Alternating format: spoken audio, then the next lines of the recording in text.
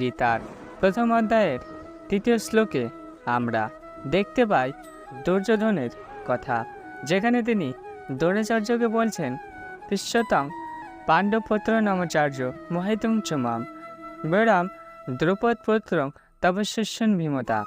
এই শ্লোকের মাধ্যমে দুর্যোধন দ্রোণাচার্যকে পাণ্ডবদের মহান সৈন্যবল দেখাতে বলেছেন, যা তার অত্যন্ত বুদ্ধিমান শিষ্য দ্রুপদের পুত্র দুষ্ণ অত্যন্ত দক্ষতার সঙ্গে বহের আকারে সাজিয়েছিলেন।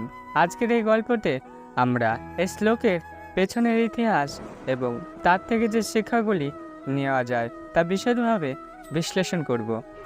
দুর্যোধন কুরুক্ষেত্রের যুদ্ধের আগে দ্রোণাচার্যকে বলেছিলেন এই কথাগুলি। তিনি পাণ্ডবদের সৈন্যবল দেখে মুগ্ধ হয়েছিলেন এবং দ্রুপদের পুত্র ধৃষ্টদ্যুম্নের কৌশল এবং দক্ষতা উপলব্ধি করেছিলেন। দুর্যোধনের এই উক্তি তার মনের গভীরতা এবং যুদ্ধের কৌশল সম্পর্কে তার সচেতনতার প্রকাশ। দ্রুপদের পুত্র ধৃষ্টদ্যুম্ন ছিলেন একটি বিশিষ্ট যোদ্ধা এবং কৌশলী সেনাপতি। তিনি দ্রোণাচার্যের শিষ্য ছিলেন এবং তার কাছ থেকে যুদ্ধের বিভিন্ন কৌশল শিখেছিলেন।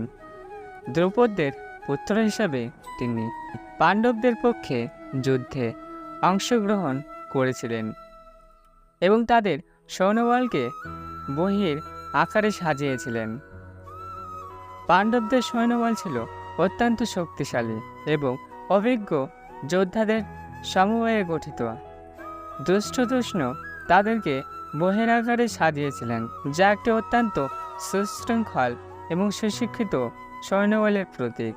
এই বহ ছিল একটি যুদ্ধ কৌশল যা সৈন্যদেরকে সঠিকভাবে সাজিয়ে তাদের কার্যকারিতা বৃদ্ধি করে। ধৃষ্টদ্যুম্নের কৌশল এবং পরিকল্পনা আমাদের শেখায় যে কোনো পরিস্থিতিতে সঠিক কৌশল এবং পরিকল্পনা অত্যন্ত গুরুত্বপূর্ণ। একটি সঠিক পরিকল্পনা এবং কৌশল আমাদেরকে যে কোনো চ্যালেঞ্জ মোকাবেলা করতে সাহায্য করে। জীবনের প্রতিটি ক্ষেত্রে কৌশলগত চিন্তা এবং পরিকল্পনা প্রয়োজন। দ্রোণাচার্য এবং দ্রৌপদের পুত্রের সম্পর্ক থেকে আমরা শিখতে পারি যে একটি ভালো শিষ্য এবং শিক্ষকের সম্পর্ক কতটা গুরুত্বপূর্ণ। একজন শিক্ষক শিষ্যকে সঠিকভাবে চালিত করেন এবং তার জীবনে সফলতার জন্য প্রয়োজনীয় দিক নির্দেশন দেন।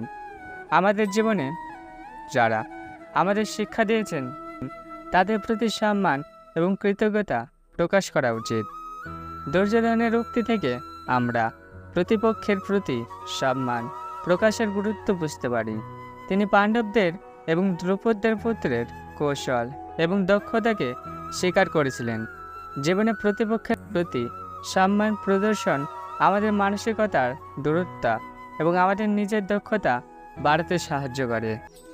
এই গল্প থেকে আমরা কৌশল, পরিকল্পনা, শিক্ষকের প্রতি সম্মান এবং প্রতিপক্ষের প্রতি সম্মান প্রদর্শনের গুরুত্ব শিখতে পারি। জীবনযুদ্ধে সফল হতে হলে আমাদেরকে সঠিক কৌশল এবং পরিকল্পনা গ্রহণ করতে হবে এবং যারা আমাদের শিক্ষা দিয়েছেন তাদের প্রতি কৃতজ্ঞ থাকতে হবে।